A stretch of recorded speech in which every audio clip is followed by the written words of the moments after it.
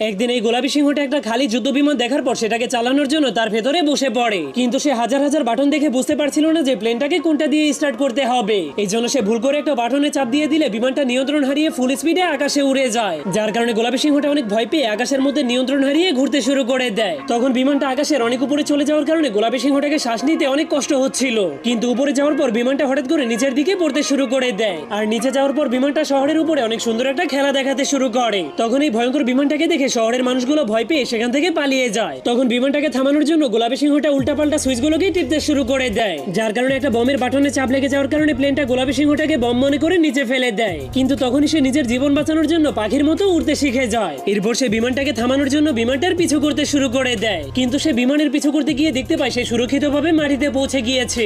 এই জন্য সে নিজের পায়ের নিচে মাটি পেয়ে সেই বিমানটাকে সেভাবে ফেলেই চলে যেতে শুরু করে। কিন্তু তখনই হঠাৎ করে সেই বিমানটা পিছন থেকে এসে তাকে আবারও বিমানের মধ্যে ঢুকিয়ে দেয়। এই